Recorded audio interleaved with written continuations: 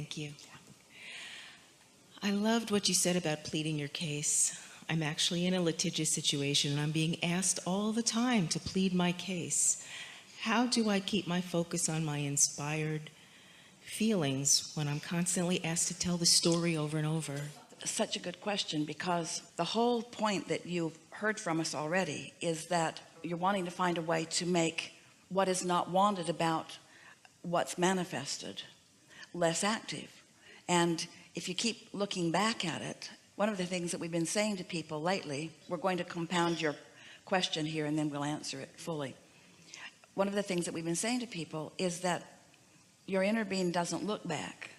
Your inner being never stands with you justifying why you're standing where you're standing. So when you do it, you're right. All you're doing is keeping active the vibrations that didn't let in what you wanted to let in. And so you got to find some way of letting that go.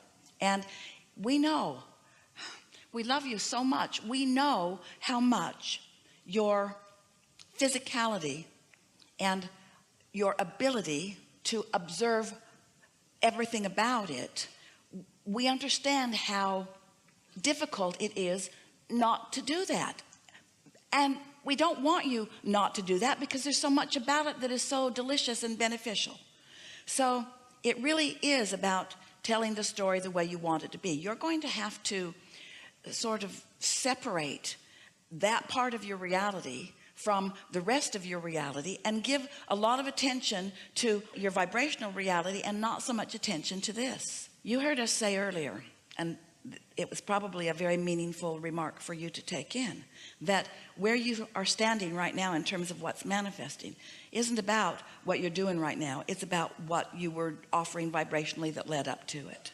And so the good news is you're launching all kinds of rockets of desire, but there is no fast way. In other words, what happens with most people who are where they are because of all of the actions and thoughts and words that they've offered by default, without deliberately telling the story the way they want it to be and so forth, once something is manifest, you're sort of are where you are. You just are where you are. And the less flailing about you do, and the less you feel like a victim, and the less you feel bad about it, then the better it is, because nobody's holding you to any standards that you should be perfect. How are you going to know what you do want until you've lived a little bit of what you don't want? So you want to give us just what's going on? It's a divorce. It's been going on for years, and I'm at the point where I'm continually telling this story of who did what, who deserves what, how things should be now. It's just constantly going over the old story. Well, do you believe that through the years that you were together, and especially most recently, that you put plenty of things in the vortex? Yes. And do you believe that your inner being knows that they're all there? Yes. And do you believe that you're only going to get them through whatever comes through the divorce? Is that the only place that your resources are ever going to come from again? Of course not. Well, that really matters, because what so many people do is they focus upon this thing that is sucking the life out of them and keeping them from any receptive mode that would give them any positive impulses that would lead them to what they really want. And so in order to get this little bit, they block off all of that.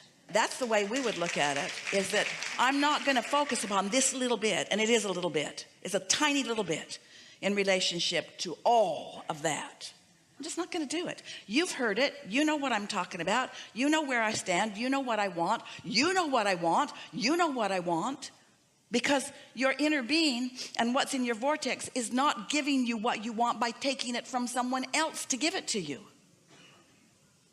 That's the thing. That's the money shortageness. That's the shortage consciousness that is hindering to so many humans. They believe that there is this finite pie and that I want my share of it. And when you quibble over that paltry little pie, you block your avenue for all of this avalanche of well-being that is coming to you in so many other ways. And when you know that and you have that attitude and you let go of that, when you release that feeling of dependency, when you release that feeling of injustice, when you find the freedom of autonomy and self-value and the love of source and the love of your inner being, when you find that, then even from these places that have seemed very stingy, that are trying to prevent you, even they yield to you unknowingly. You see, what you're emphasizing here, and a lot of people believe this, starts out with children. So often you believe that your value, your wealth, your good is coming from that source. Maybe it's mom and dad, maybe it's spouse, maybe it's employer. My well-being is coming from that. And since my well-being is coming from that, then my belief in that is important, because I only let come to me what my belief in that is. And that will always disappoint you, because that was never the avenue through which all of your well-being was coming. You kind of follow what we're saying to you? I do. And so when you don't need it to come from that, when you accept that it's coming from so many places, then that becomes irrelevant to the whole. It's just a part of the whole. It takes the pressure off of it. You see what we're getting at? I do. When you believe that your well-being is coming through this unwilling place, you get all knotted up. But it's not because what you're thinking is true about that. It doesn't mean that you're going to have a bad outcome. We don't mean that. But it does prevent all of the other resources from coming into your experiences. Like, you've asked, it's being given, but then you've put up a shield so you just don't let any good ideas flow. So what happens when you believe that that's the avenue through which your good will come? You learn, you all have done it to some extent, you plead a really needy case, because you believe if they think you don't need it, they won't give it to you. So I need this. I really need this. I need this. And when you develop that attitude of neediness, even though you might appeal to the good wishes or to the love of a parent, and they might give up the goods because frankly they're tired of the fit you're throwing, it's so little in comparison, because at the same time that you're pleading that case of neediness, you're blocking all the good that is in your vortex that would flow to you if you were in that receiving mode rather than that receiving mode.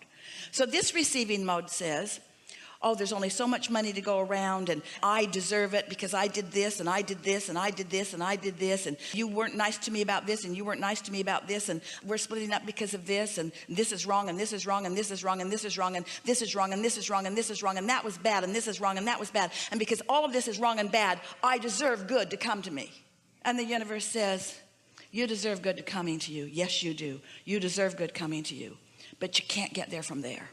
This receiving mode is not going to yield to you. This receiving mode has given you what you've got, but there's so much more, you see.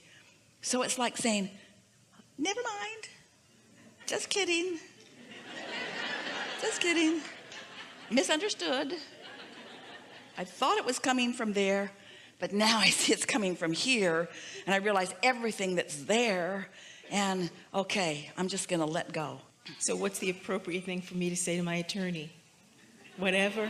I mean, just it's okay with me? Here's what we would say. If we were standing in your shoes, we would say, this has been a long process, and I believe that you know what you're doing. And the outcome of this is going to mostly be about your interpretation of everything that we've told you. And so I'm just going to step back and trust that you've got a handle on your interpretation of what I've told you. And I'm just going to let the chips fall where they may.